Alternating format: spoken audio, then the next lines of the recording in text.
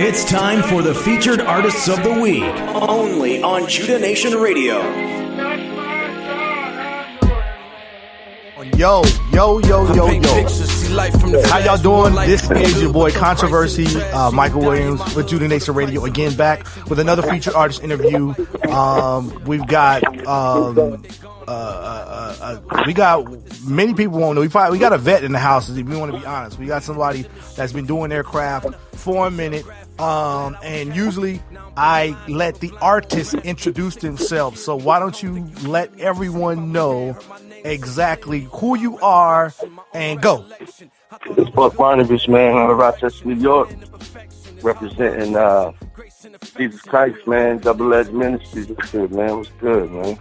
What's good? I think the word of the day is going to be Gia, because I've heard that word about 6,200 times on your album. Listen to your album front to back. I actually did listen to the last album as well. And what happened? We had planned to do an interview for your last album. And what happened was that we got caught up in a whole bunch of different life issues. You know how it is when you're doing life and you're trying to do Christianity and all different types of things like that. So we did listen to your last album. Oh yeah. But this album, Lazarus Effect, came out. I don't even know when it came out. I just know it came up on my radar, on my Twitter, on the Facebook, and I was like, "Yo, we got to get him on we just got to get him on the interview." And so, the Lazarus Effect is, I've listened to the album forwards and backwards. Right off the top, I mean, just let people know what. How long have you been doing music? Let's start with that question. Like, how did you get started on your journey? Like, how does Buck Barnabas? What's your origin? Oh man, I was probably about 13, man, when I started actually writing and formulating raps. So yeah, I got a dub in, man. I'm 33 now, so that's 20 years, man. Wow.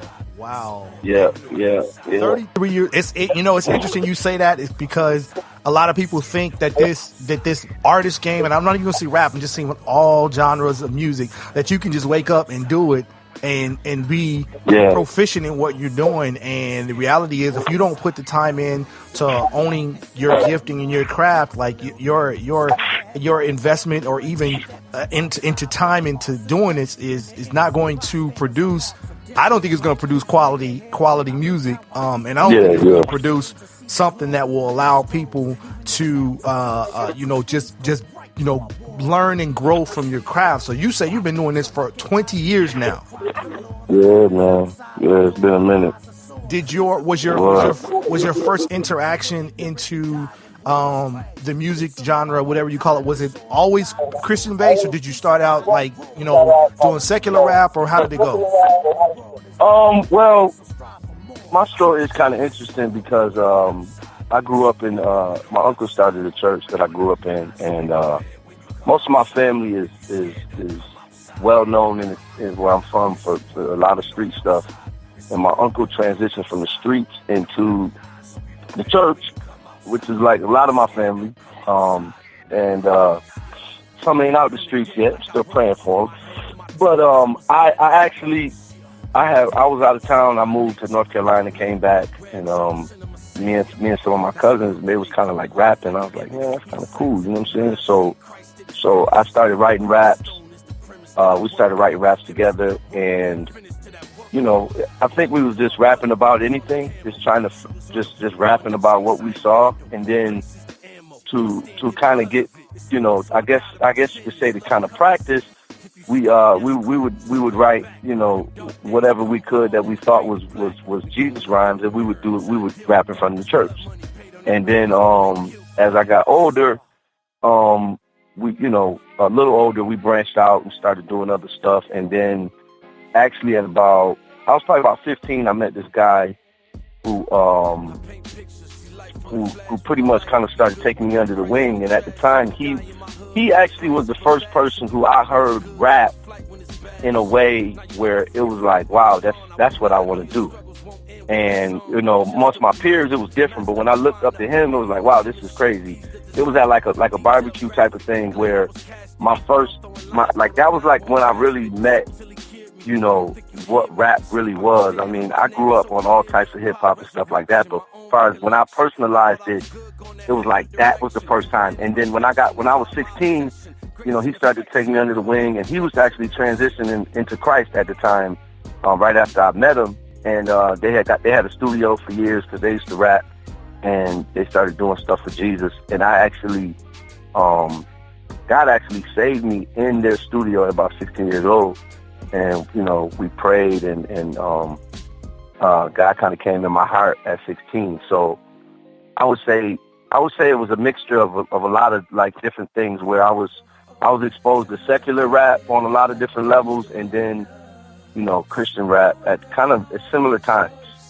You know what I'm saying? And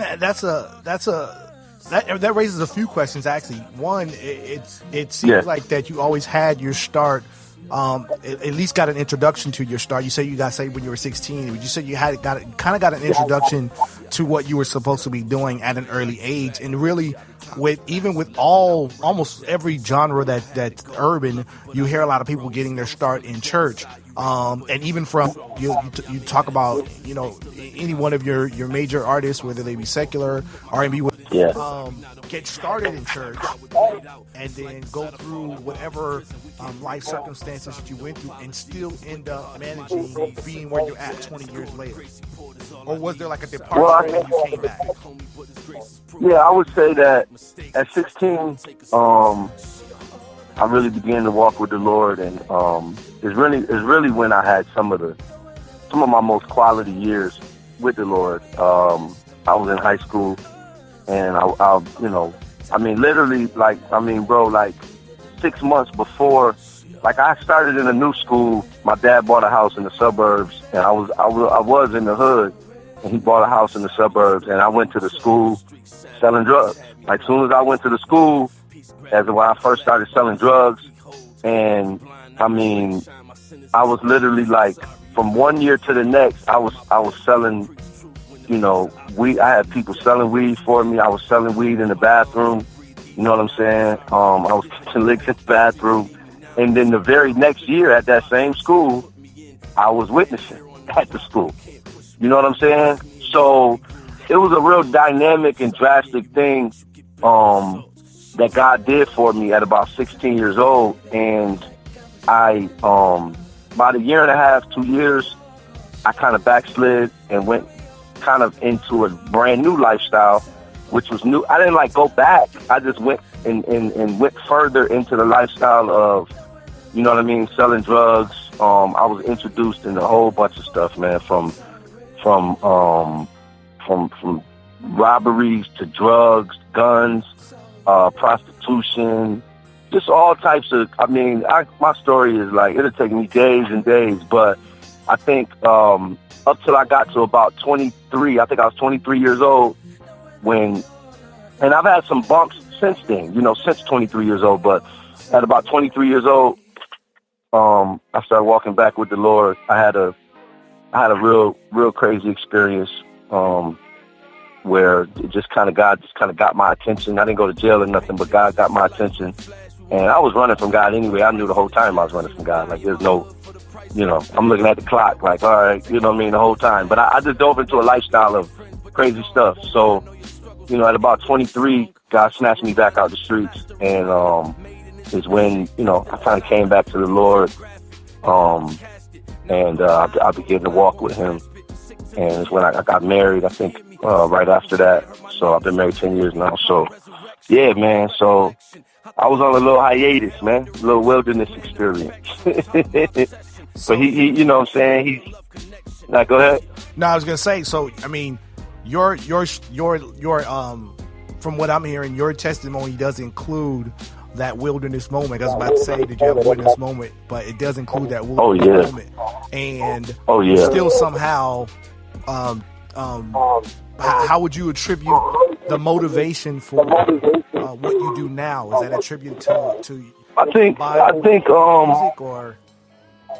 Yeah. I think that me being out there, being exposed to stuff, you know, my life is crazy, bro. Like, you know, my dad was heavy into prostitution growing up, and He met my mom when she was young. She ran away. She got into the lifestyle. And, when I got older, my mom was living down south, and she was working these phone lines, these 1-900 numbers for this escort service. And I had moved down south, and I bought my first pistol from an escort. You know what I'm saying? And I was driving, and that's how I started kind of selling cocaine.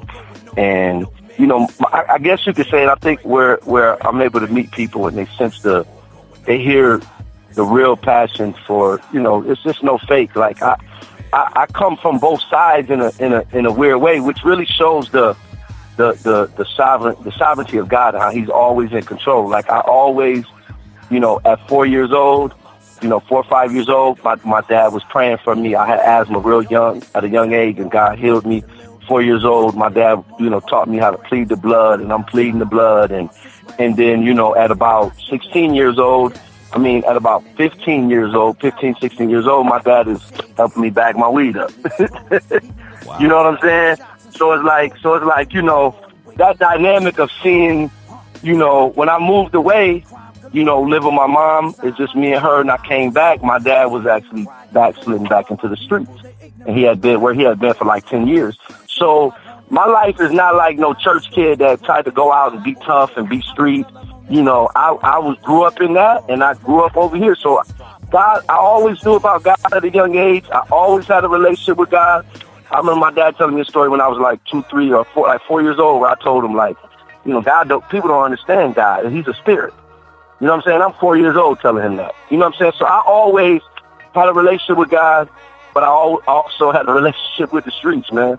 And I think that's what's in my music. Like, it just bleeds out of my music, And if I could sit and just, when people hear just bits and pieces of my story, it all kind of comes full circle. Like, wow, this is what I'm hearing. He's describing what I'm hearing.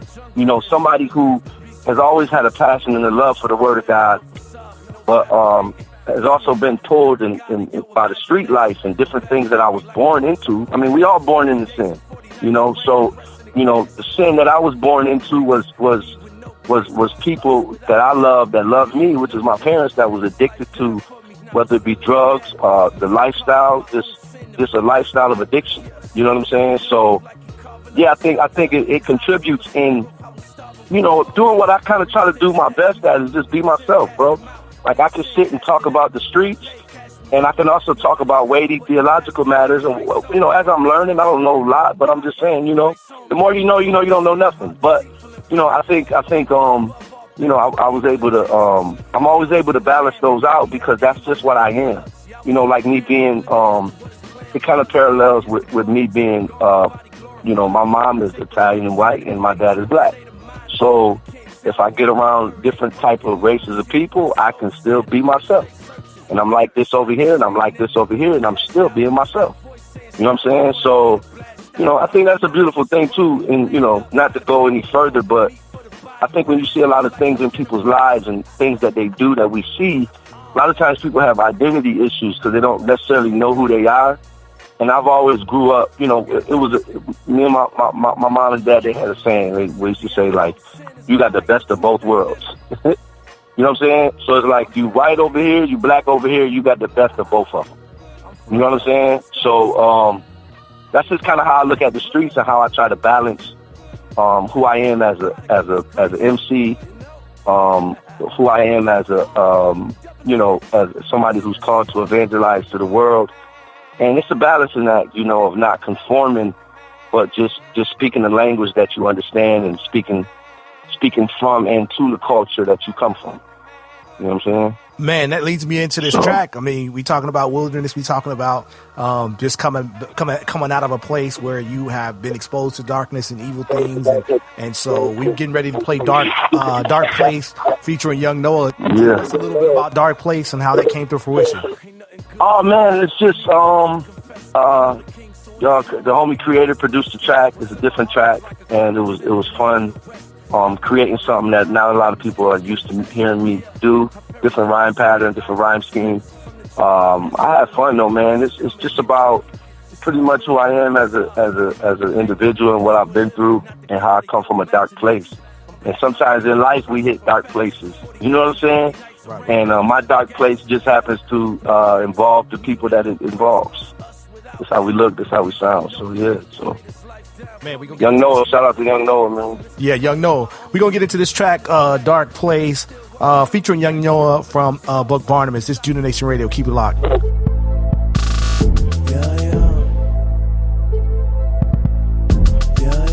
I'm dead to the sin that is in me. I go if you tell me, Lord, send me. A soldier reporting for duty. Salute when you see me. The fire is in me.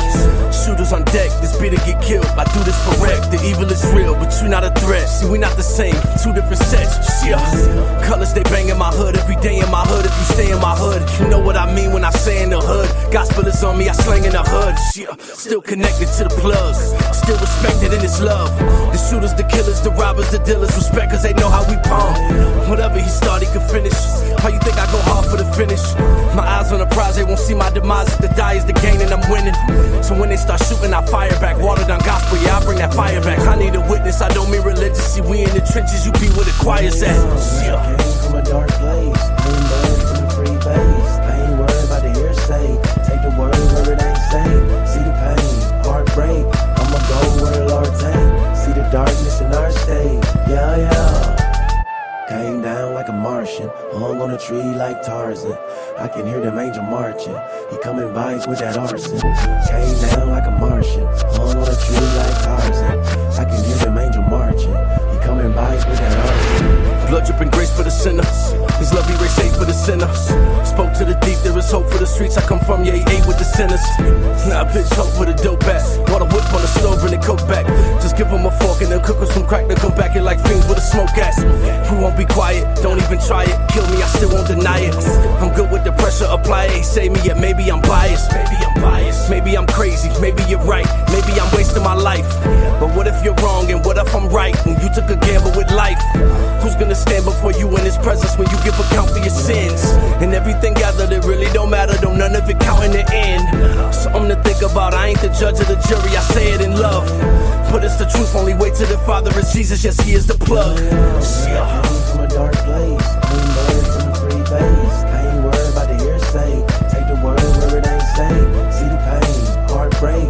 I'ma go where the Lord take. See the darkness in our state. Yeah, yeah. Came down like a Martian, hung on a tree like Tarzan. I can hear them angel marching. He coming by with that arson. Came down like a Martian, hung on a tree like Tarzan. I can hear them angel marching. He coming by with that